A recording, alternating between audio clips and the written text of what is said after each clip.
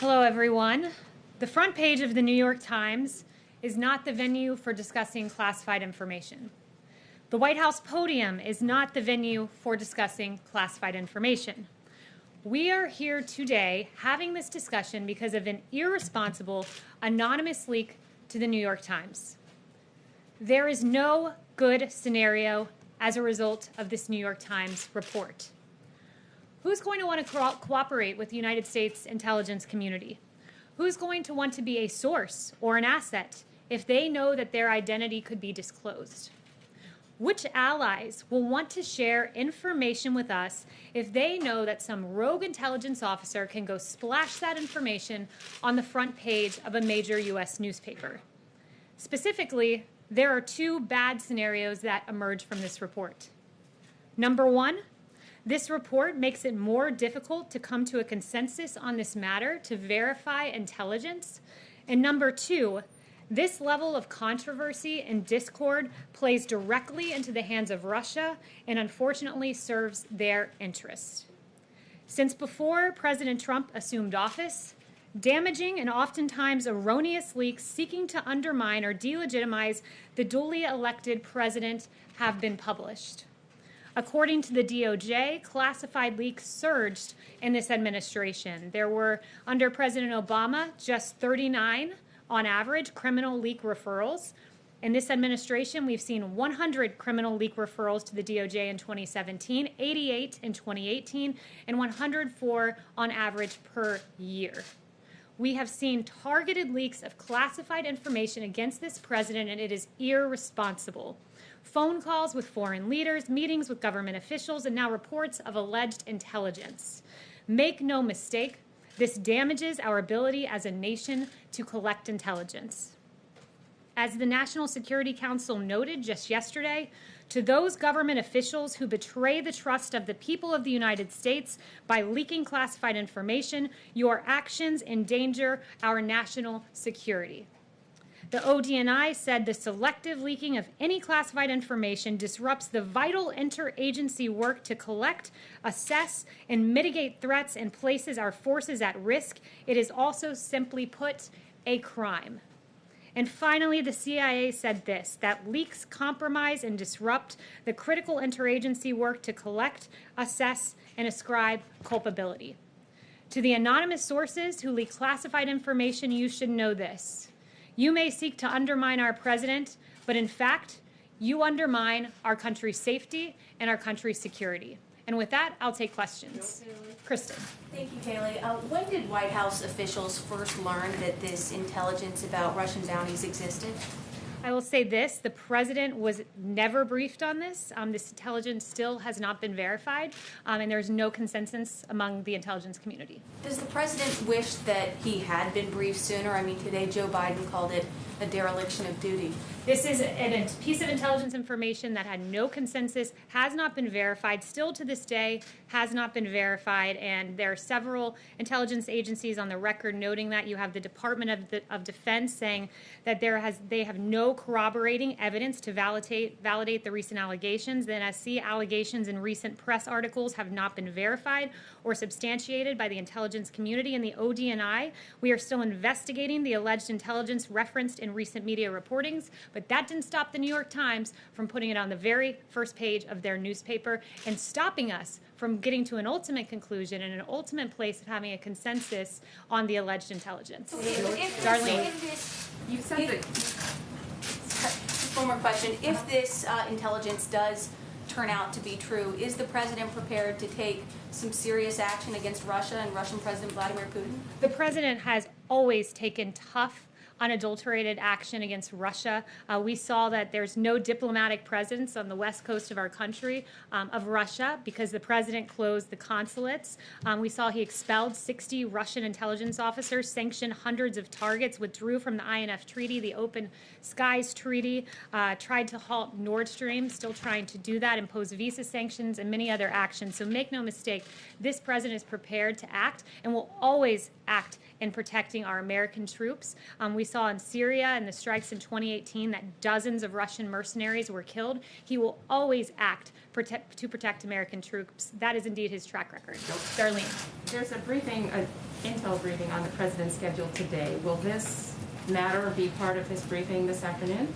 The president has been briefed on what is unfortunately in the public domain because of the New York Times and the irresponsible leak. Yes, he has been briefed, but that does not change the fact that there is no consensus on this intelligence that still has yet to be verified. I have one question. Yeah, Darlene? On another subject. Republican allies of the president, like Kevin McCarthy and Lamar Alexander, have said that it would be great if the president would wear a mask in public, sometimes, to set an example. How much weight do words from McCarthy and Lamar Alexander carry with the president? The president has said he has no problem with masks, that he encourages people to make whatever decision is best for their safety and to follow what their local jurisdictions say. CDC guidelines are still recommended but not required. And the president is the most tested man in America. It's his decision whether to wear a mask. Justin. Let's just set an example. Justin. I wanted to loop back on you saying that the president never been briefed. There's, I think, some dispute over whether in February his PDB included this intelligence information, so I'm wondering if you can say whether or not, he may not have read the briefing book that he was presented with, but was he at some point at least given access to this information? So the PDB is a top secret document that is widely disseminated among government. I will never sit here and confirm or deny what is in a top secret document, so I'll leave it at that. One thing I will say that is routine is when there is intelligence. I was speaking with some folks over in NSC about this earlier and some other folks around the White House. When we get intelligence verified or unverified, deemed credible or not credible, deemed consensus or no consensus, If that information in any way impinges upon the safety of our troops, that information goes to our troops on the ground and to our allies so they can take the appropriate measures. What is briefed up to the president in this case was not the case, was never briefed to the president of the United States because there was no consensus. What is briefed to the president is when there's a strategic decision to be made. So in this case, if there was a strategic decision to be made vis-a-vis Russia, those are the kind of things that are briefed to the president when they're deemed credible. But in this case, it was not briefed to the president. There's no consensus. It was not credible. But make no mistake,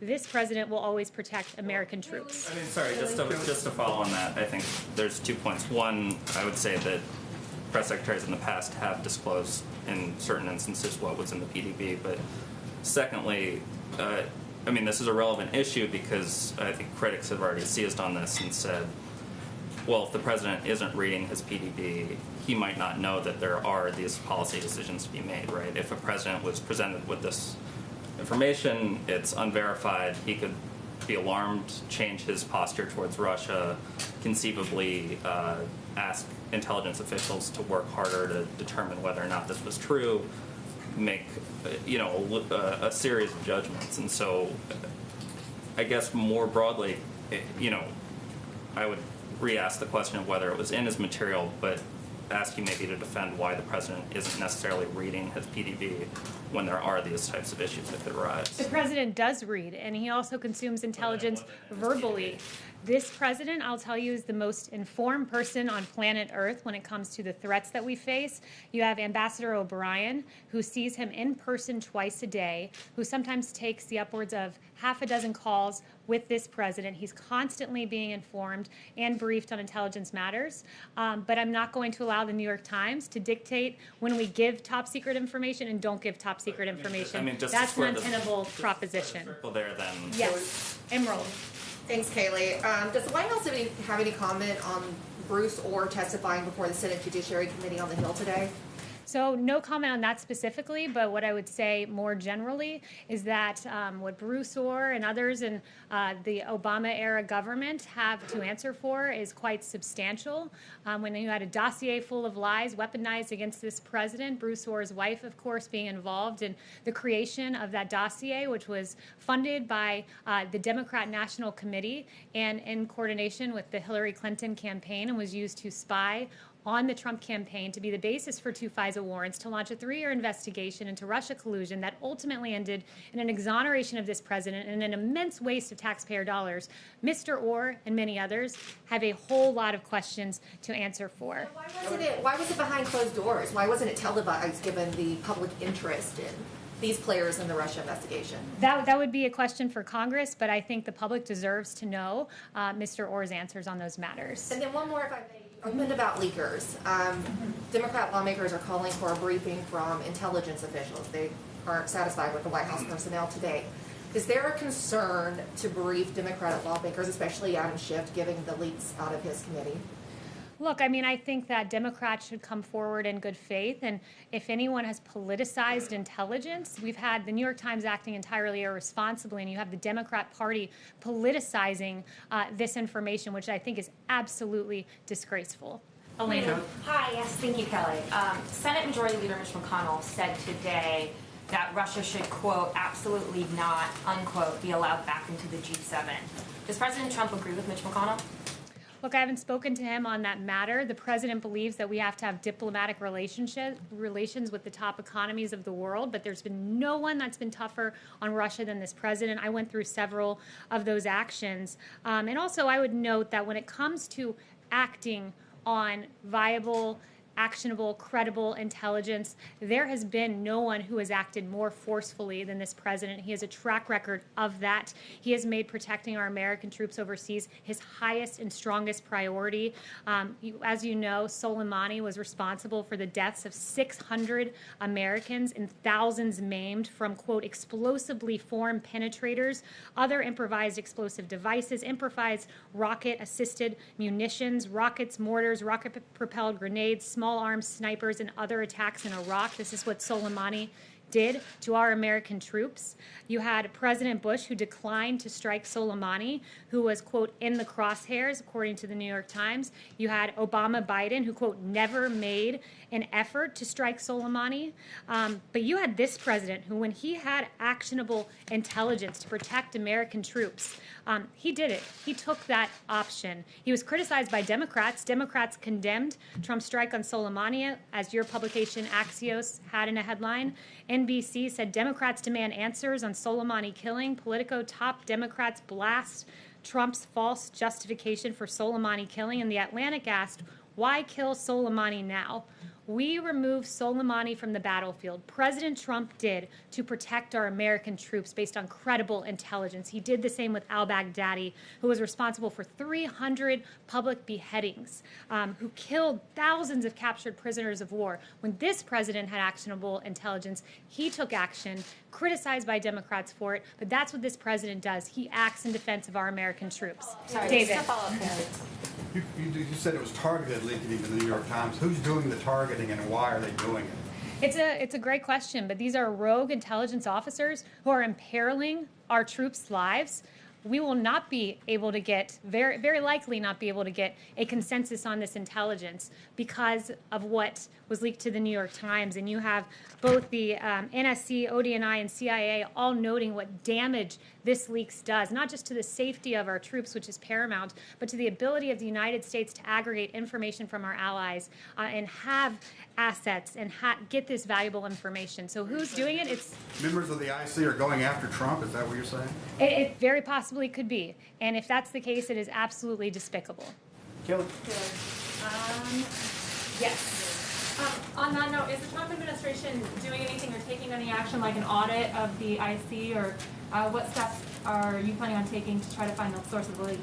Well, make no mistake, the DOJ has done several criminal leak referrals, 120 in 2017, 88 in 2018, 104 on average per year under President Trump. So we do take those steps. And we do have a president who ultimately, when it comes down to the safety of our troops, he doesn't take impulsive action, he takes deliberate action. And we saw that in the killing of Soleimani and the killing of al-Baghdadi and the protecting of our troops. And at the same time, when you had Iran who shot down a drone, he chose not to strike back in that instance. He chose to protect civilians, to protect our troops. It was the measured response, it was the proportionate response. And ultimately, the ultimate way to protect American troops is to not get into needless foreign wars. This president is on record for decades and decades and decades opposing foreign wars. And Iraq is a great example, nearly 2-decade war. You have this president who, when Washington was unanimous in saying, we're going into Iraq, this president said, no, that's not the right decision. He's wound down our troop presence in Afghanistan and Iraq, and he's ultimately protected American troops and kept this country safe. And this president has a very strong foreign policy record to be incredibly proud of. Thank you. Kayleigh, take a question. Kayleigh? What? Really?